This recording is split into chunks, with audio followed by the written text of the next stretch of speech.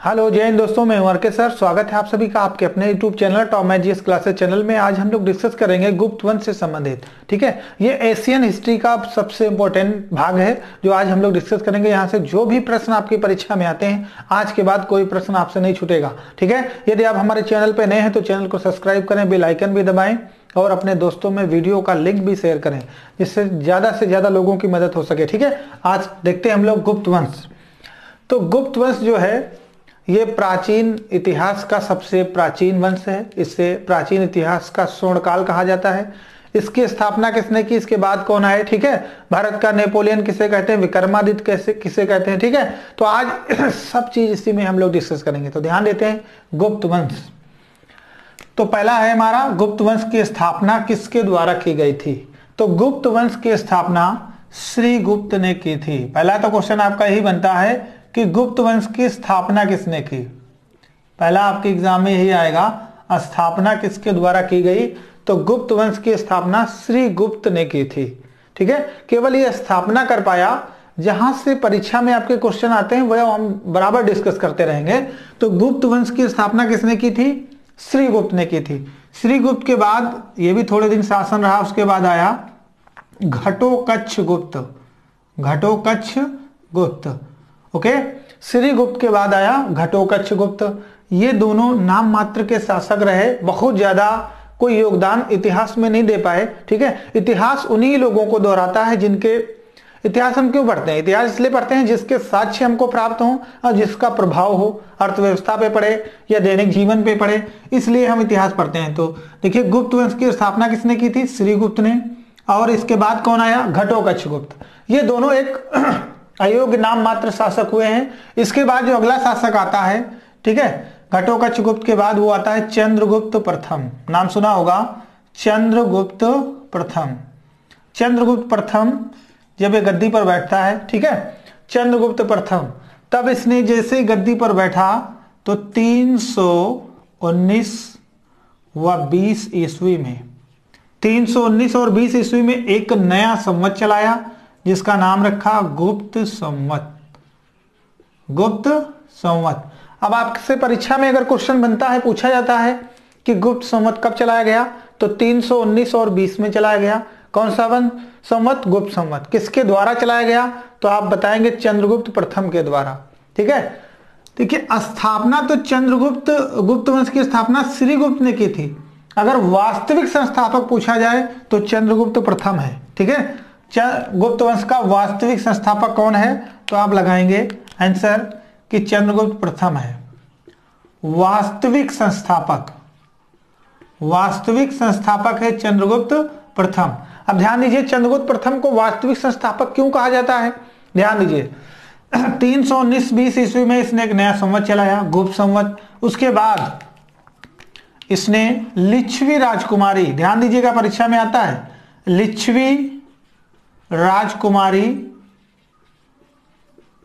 लिच्छवी राजकुमारी कुमार देवी से विवाह किया था। परीक्षा में भी पूछा जाता है किससे विवाह किया था। ठीक है, लिच्छवी राजकुमारी कुमार देवी से विवाह किया था और सर्वाधिक स्वर्ण मुद्राएं चलाई थी। सर्वाधिक स्वर्ण मुद्राएं चलाई थी।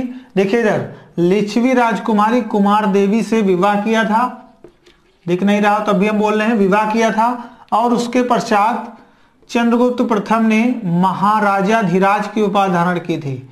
महाराजा धीराज। अब पूछा जाता है कि गुप्त वंश में किस शासक ने महाराजा धीराज की उपाधि धारण की, तो चंद्रगुप्त प्रथम ने। और 319-20 में इसने गुप्त संवत चलाया, इसीलिए इसको वास्तविक संस्थापक गुप्त वंश का कहा जाता है। इसने लिच्छवी राजकुमारी कुमार देवी से विवाह किया था। नाम भी पूछा जाए तब भी आप गलत मत करें, कुमार देवी से विवाह किया था और महाराजा धीराज की उपाधि धारण की थी। और सर्वाधिक सोने की मुद्राएं चलाई थी। सोने की मुद्राएं। ठीक है, अब देखिए क्वेश्चन आपकी परीक्षा में कैसे आएगा कि सर्वाधिक किस गुप्त शासक ने सोने की मुद्राएं चलाई। तो आपका आंसर होगा चंद्रगुप्त प्रथम। चंद्रगुप्त प्रथम गद्दी पर कब बैठा? 319-20 ईस्वी में। कौन सा संवत चलाया? गुप्त संवत। ठीक है, इसीलिए इसको गुप्त वंश का वास्तविक संस्थापक कहा जाता है। परीक्षा में क्वेश्चन आया आप लगा देना। ओके, लिच्छवी राजकुमारी कुमार देवी से इसने विवाह किया था। पूछा जाए निम्नलिखित में से चंद्रगुप्त प्रथम की पत्नी का नाम क्या है, तो कुमार देवी है, इससे इसने विवाह किया था और महाराजा धीराज की उपाधि धारण की थी। महाराजा धीराज की उपाधि धारण की, सर्वाधिक सोने की मुद्राएं चलाया था। तो अगर आपसे परीक्षा में पूछा जाए कि प्राचीन इतिहास का स्वर्ण काल किस वंश को कहा जाता है, तो आप आंसर लगाएंगे गुप्त वंश।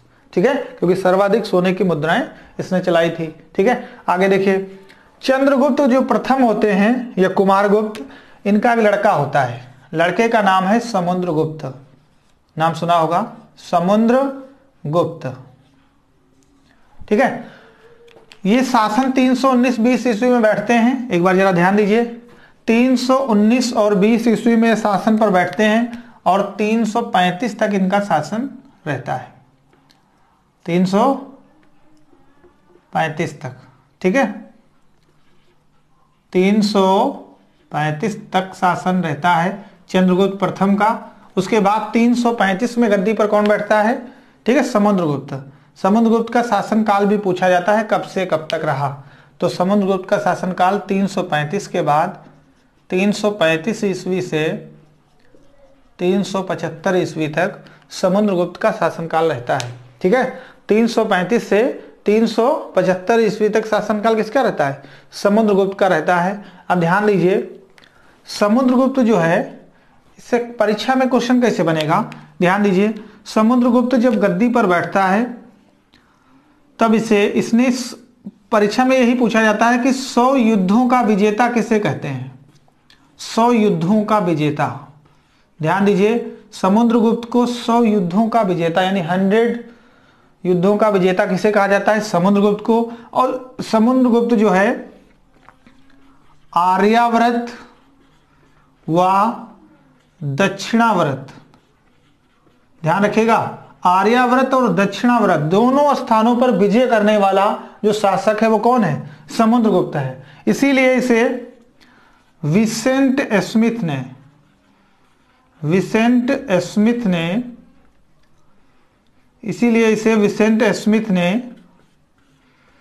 भारत का, इसीलिए इसे विसेंट स्मिथ ने पूछा जाता है किसने, तो इसीलिए इसे विसेंट स्मिथ ने भारत का नेपोलियन कहा है, नेपोलियन।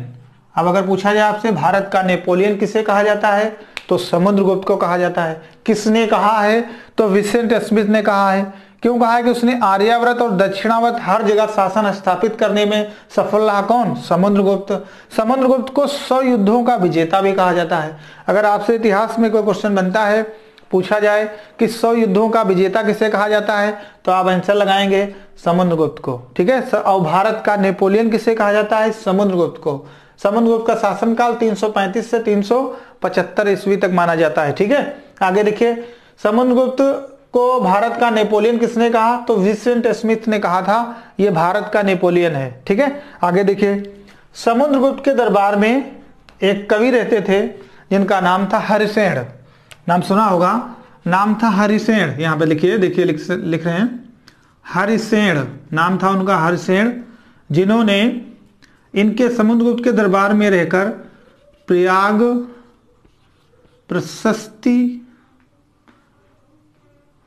प्रशस्ति लेख की रचना की है। अब पूछा जाए प्रयाग प्रशस्ति लेख क्या है, ठीक है, तो प्रयाग में बना हुआ है लेख है, तो इसकी रचना किसने की, हरिसेन। हरिसेन किसके दरबार में थे, समुद्रगुप्त के। अब आपसे परीक्षा में पूछा जाए कि समुद्रगुप्त के दरबार में कौन था, हरिसेन। हरिसेन ने क्या लिखा है, प्रयाग प्रशस्ति लेख। ठीक है, और आगे देखिए, समुद्रगुप्त को जो उसने मुद्राएं चलाई थी, सिक्के, तो उसके सिक्कों पर वीणा बजाते हुए दिखाया गया है। वीणा बजाते, अक्सर परीक्षा में क्वेश्चन बनता है कि किस शासक को उसके सिक्कों पर वीणा बजाते हुए दर्शाया गया है, तो वो आपका हो जाएगा समुद्रगुप्त। ठीक है, उसके सिक्कों पर वीणा बजाते हुए दिखाया गया है। अब ध्यान दीजिए, यहां से कैसे आपकी परीक्षा में क्वेश्चन आ सकता है जो आप गलत ना करें। तो ध्यान दीजिए, सबसे पहले यही आएगा गुप्त वंश। गुप्त वंश की स्थापना किसने की, श्रीगुप्त ने। स्थापना किसने की थी, श्रीगुप्त ने। उसके बाद कौन आया, घटोत्कच ये दोनों एक अयोग्य शासक हुए हैं। कैसे, अयोग्य शासक हुए हैं। उसके बाद आया चंद्रगुप्त प्रथम, जो 319-20 ईस्वी में गुप्त संवत चलाया और 335 ईस्वी तक इसका शासन रहा। ठीक है, तो चंद्रगुप्त प्रथम लिच्छवी राजकुमारी कुमार देवी से विवाह करता है। परीक्षा में पूछा जाता है कि कुमार देवी से विवाह किसने किया था, तो चंद्रगुप्त प्रथम ने किया था। उसके बाद इसने महाराजा धीराज की उपाधि धारण की थी। सर्वाधिक सोने की मुद्राएं जारी किया था चंद्रगुप्त प्रथम ने सर्वाधिक सोने की मुद्राएं। उसके बाद चंद्रगुप्त प्रथम का लड़का आता है समुद्रगुप्त। समुद्रगुप्त का शासनकाल 335 से 375 ईस्वी तक रहता है। ठीक है, उसके बाद समुद्रगुप्त को 100 युद्धों का विजेता कहा जाता है। अगर पूछा जाए कि इतिहास में 100 युद्धों का विजेता किससे कहा जाता है, तो आप आंसर लगाएंगे समुद्रगुप्त। ठीक है, उसके बाद आर्यावर्त और दक्षिणावर्त दोनों जगह शासन स्थापित करने में कौन सफल रहा, समुद्रगुप्त। इसीलिए इसे विंसेंट स्मिथ ने भारत का नेपोलियन कहा। अब आपकी परीक्षा में पूछा जाएगा भारत का नेपोलियन किसे कहते हैं, तो भारत का नेपोलियन समुद्रगुप्त को कहा जाता है। किसने कहा, तो विंसेंट स्मिथ ने कहा। क्लियर हुआ। अब आगे देखिए, हरिसेन, इसके दरबार में हरिसेन थे जिन्होंने प्रयाग प्रशस्ति लेख की रचना की है। ठीक है, और सिक्कों पर जो समुद्रगुप्त ने अपने सिक्के जारी किए थे, तो उसके सिक्कों पर उसे वीणा बजाते हुए दर्शाया गया है। ठीक है, वीणा बजाते हुए दर्शाया गया है। उसके बाद हम लोग अभी आगे पढ़ेंगे नेक्स्ट वीडियो में कि समुद्रगुप्त के 2 पुत्र होते हैं, रामगुप्त और एक चंद्रगुप्त सेकंड। चंद्रगुप्त सेकंड और रामगुप्त। चंद्रगुप्त सेकंड को देवगुप्त, विष्णुगुप्त, कई नामों से उसको जानते हैं। ठीक है, तो देखिए आगे जब हम लोग डिस्कस करेंगे नेक्स्ट वीडियो में, तो उसमें आएगा रामगुप्त एक अयोग्य शासक होता है, उसकी पत्नी होती है ध्रुवसानी, जो अपनी पत्नी को दुष्ट राजा शक को दे देता है, फिर उसको बचाने में सफल रहता है उसका छोटा भाई देवगुप्त या चंद्रगुप्त सेकंड, तो उनकी सुरक्षा से रक्षा करके उनसे बचा के लाता है और विक्रमादित्य की उपाधि धारण करता है। ये हम लोग देखेंगे नेक्स्ट वीडियो में। तो आज के लिए इसमें इतना ही। जय हिंद, गुड डे।